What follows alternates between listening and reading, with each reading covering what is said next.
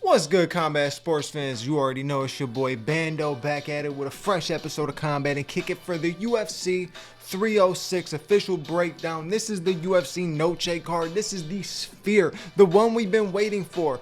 A very special event because it's a one of one. We will never ever see this again. Obviously, the whole venue and everything is probably one of the coolest aspects about this. But I don't break down the venue.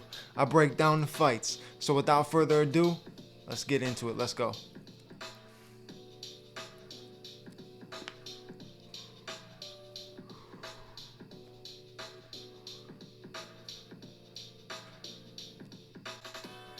So like I said, welcome back to another episode of Combat and Kick It. I am your host, Bando, and I am breaking down UFC 306, giving you my predictions, my bets, my parlays.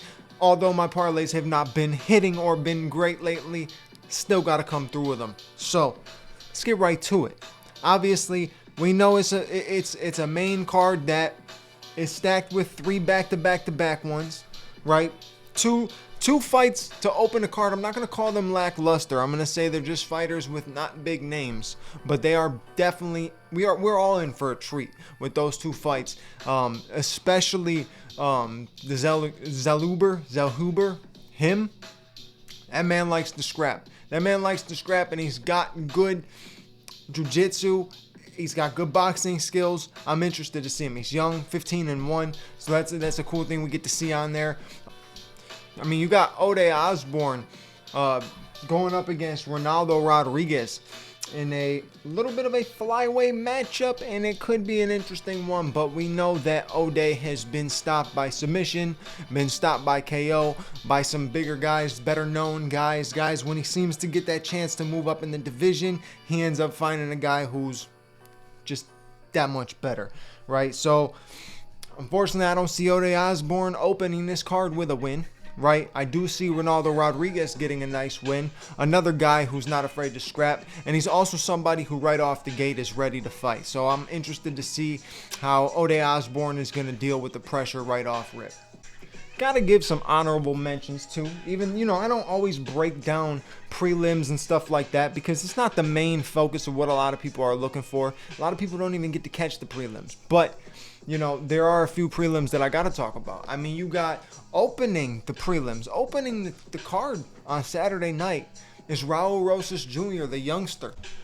And Raul Rosas Jr. is going up against, I don't know how to pronounce this guy's name. So I'll post the name down here, but I can't pronounce that. I'm not even going to try to butcher it because I'm just going to butcher it. That's just what's going to happen. You know what I'm saying? It's just what's going to happen. But Raul Rosas Jr., very, very special talent in my opinion because he's a young kid.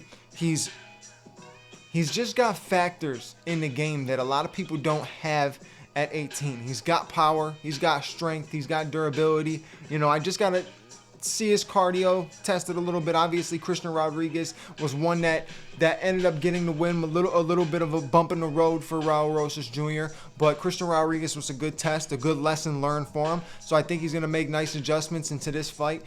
For every fight, I think you're going to see adjustments in Raul Rosas Jr. game because he's so young. He has so much time to continue to develop, right? So I can see him bum rushing right off the gate, right off the bell. As soon as it starts, bum rushing this dude and getting the takedown. If he can secure the takedown, he is a problem when it comes to it. He will pick you up, continuously slam you. He will get you until he gets you to the position that he needs to get the finish. He is deadly in the first round. So I definitely am excited to see Raul Rosas Jr., especially the fact that he's opening the card. It's not like he took a massive main card slot. A lot of people would have complained about that. They wouldn't have wanted that. Opening the card on the Mexican Independence Day, the UFC no-check card, that's huge. So I think Raul Rosas Jr. is going to be somebody that definitely everybody should keep their eye on this weekend. You also got Irene Aldana going up against Norma Dumont.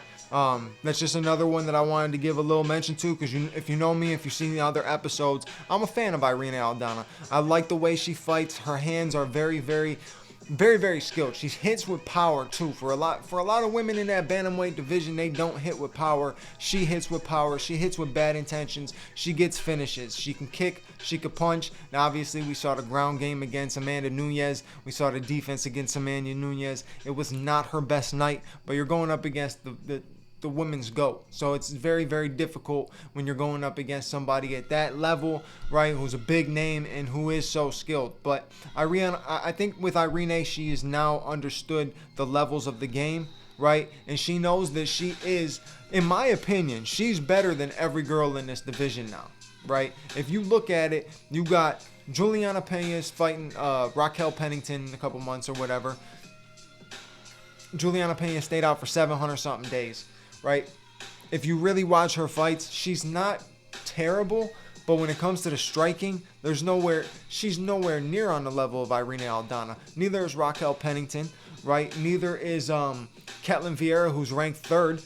Irene Aldana slept her already. So it's one of those things where I truly do believe she is the best bantamweight in the division, you know, especially with Amanda Nunes not being there. She just hasn't gotten that full opportunity to show that. If she would have had just a little bit more, you know, pressure in the fight against Amanda Nunes, would have been a different story for her career, but she didn't. So this is where we are now, but I definitely see her snagging the win over Norma Dumont, and I can possibly see like a 2nd or 3rd round KO.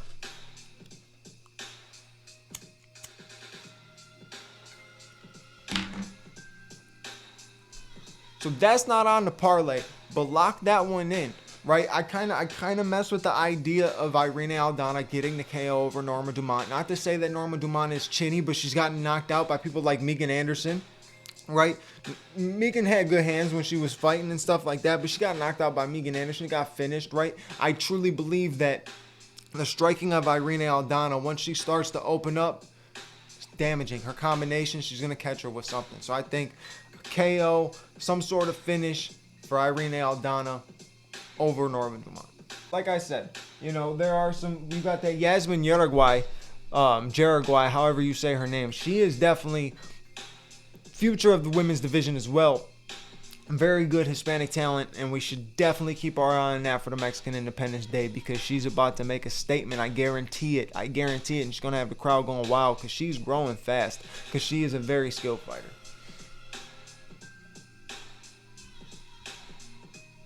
So obviously, like I said, Ode Osborne and Ronaldo Rodriguez opening up the card. Then you got Daniel Zellhuber going up against Esteban Ribovic. I don't know if that was supposed to be the original fight, but he's going up against Esteban Ribovic. Both men only lost one fight, right? I'm very curious to see how this is going to go. These two are going to meet in the middle, and they're going to swing. It's very, very much a possibility for that fight to end up being fight of the night, right? It has potential. Two guys that are not well known. They have to make a statement. You're on one of the biggest cards of your career. You got to make the statement. Daniel Zellhuber is somebody who will meet you in the middle. He likes to pressure fight. He likes to stay in the pocket. He likes to make things dirty. And I can see the same thing happening on the other end. Right? Both guys coming in with the exact same intention, take each other's head off, but at the same time, make a statement. And not just make a statement for your career in terms of going up the ranks and stuff like that. I'm talking about making a statement Saturday night in the Sphere, Mexican Independence Day, UFC Noche. It's massive. Massive. It'll be a massive win. Right? Now, I was listening to a lot of podcasts today. I was going through DC. I was going through Chael Sonnen. I was going through Kamaru Usman and Henry Cejudo. I was going through MMA Guru. I was just listening to a whole bunch of different stuff today, right? And I don't remember which one it was. I feel like it may have been the Henry Cejudo and Kamaru Usman one. But somebody was mentioning that Esteban Ribovic is a savage too.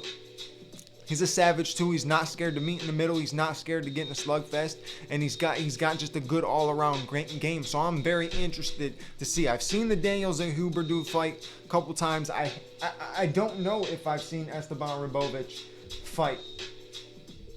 Let's see. Oh, yes, I have. He was the one that knocked out Terrence McKinney in 37 seconds. So there's that. Yes, I have seen him fight. Yes. So there you go. Two dudes going to meet in the middle, slug it out. That's potential fight of the night. Would I lock that in as a bet? I don't even know what bet slip would have that, but if you could lock that in for fight of the night, might as well try it. Why not? But if I'm taking my predictions on those first two fights, I'm going with Ronaldo Rodriguez. And it's going to be a tough one for him to do it, but I'm going with Daniel Zellhuber. Because I just think that if he can weather the storm, he can get the win. Now moving on to another big one with Brian Ortega going up against Diego Lopez. We already know this was supposed to be a matchup last month. I think it was last month or 2 months ago, whenever it was supposed to be.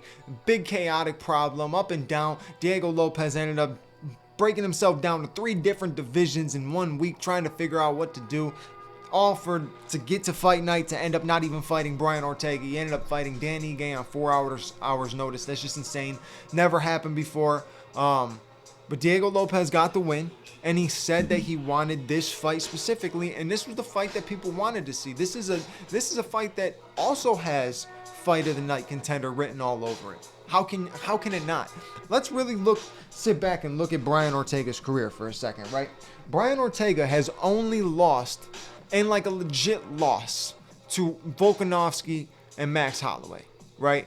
The Yair thing, it wasn't really a legit loss when that happened, but those are the only 2 people that even really gave him issues, gave him real problems, right? I think people sleep on Brian Ortega because we don't get to see him in the ways that we wanted to, right? When he was on the come up before he fought Max Holloway, he was a savage, knocking out people like Frankie Edgar. I mean, he knocked out Clay Guida, not a huge thing, but he was beating guys like that, right? He might not have knocked them out, he might have subbed them, but either way, he was beating guys. He was on a run, undefeated, runs into Max Holloway, absolutely gets smoked, and people just start to talk about the decline of his career, and it's like, dude never really declined yet. Like, still bouncing in between the top 5 and fighting top guys in the division and putting on good fights. You put on a war with Volkanovski, almost finished him. You ended up beating Korean Zombie, beating Yair Rodriguez. I think this is a fantastic fight because this is on both levels for each guy of importance, right? There's big levels of importance for each guy, right?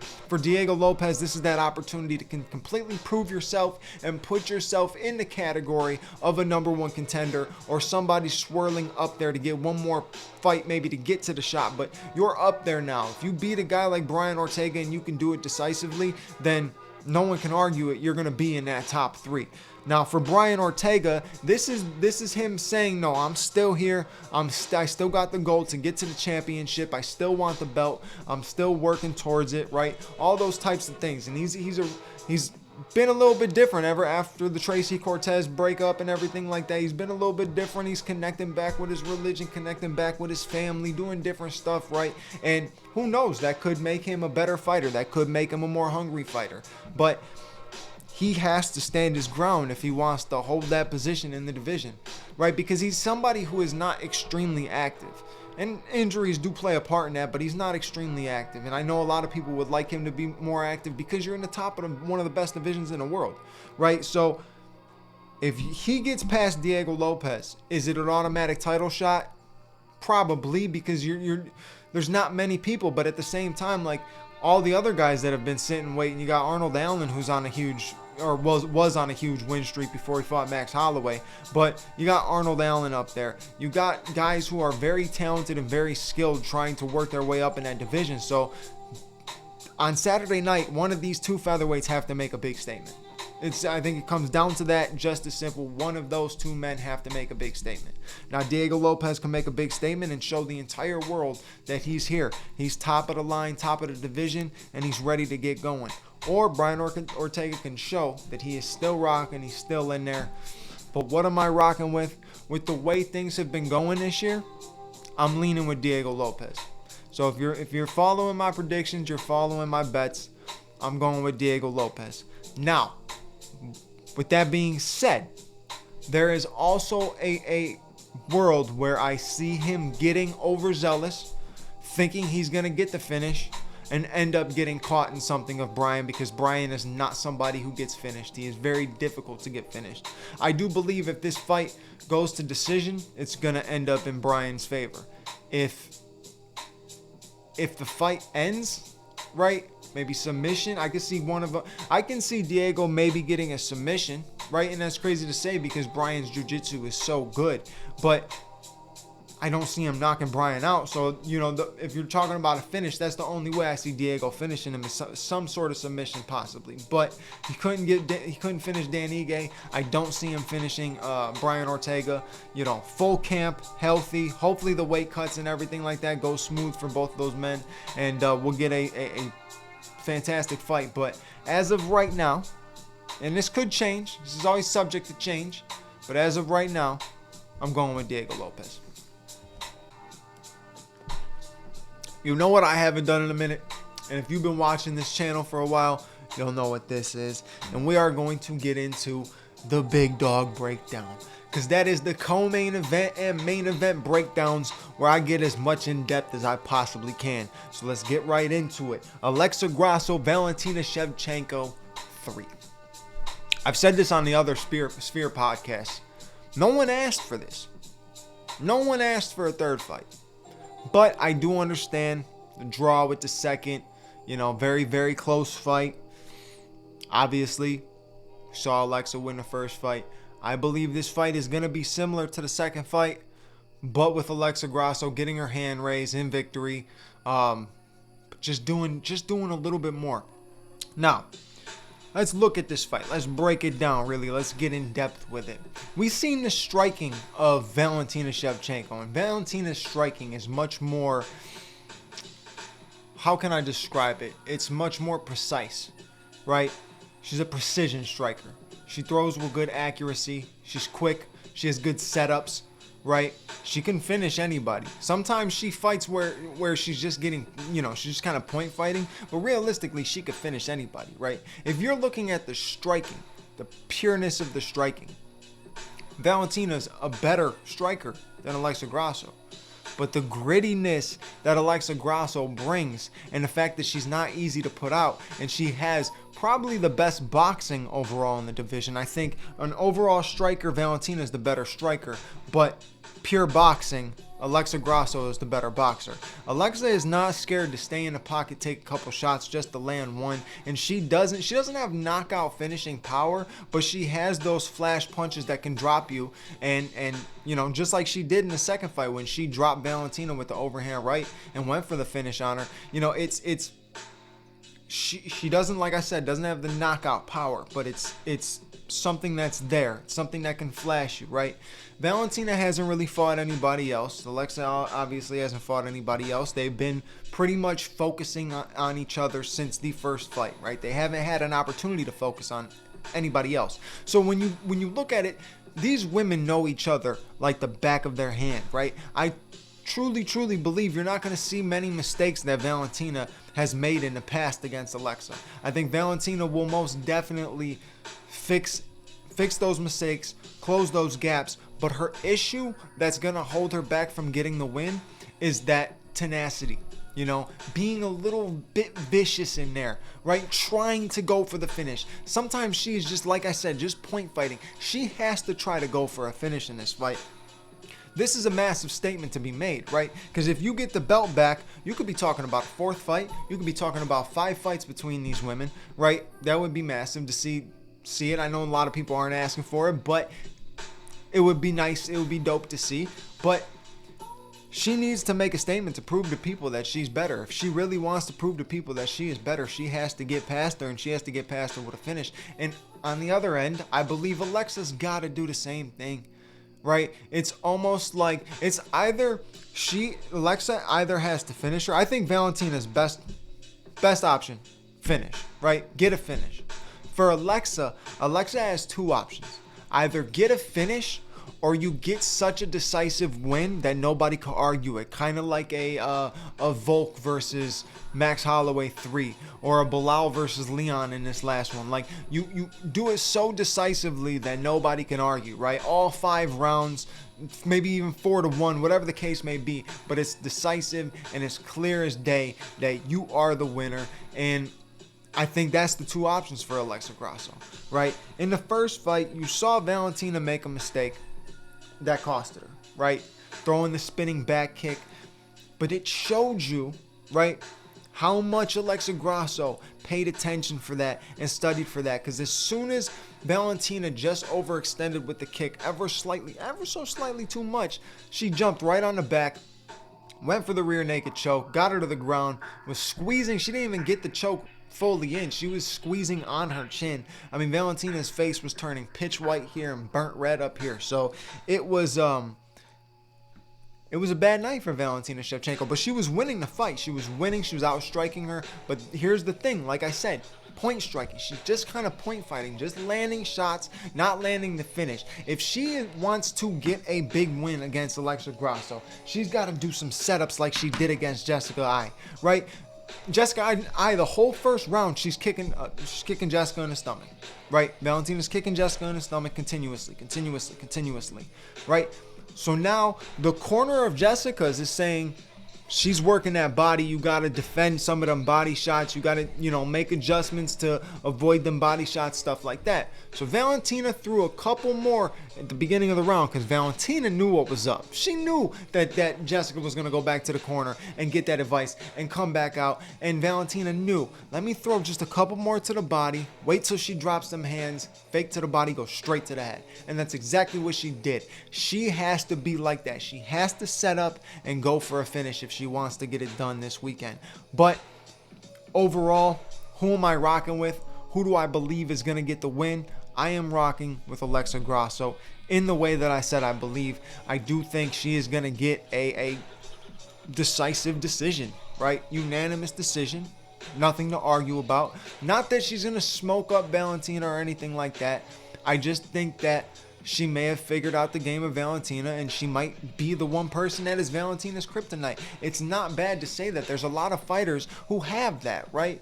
I mean, Anderson Silva, Chris Weidman's his kryptonite. That's how I look at it. DC, John Jones. Fighters have kryptonite. It's okay.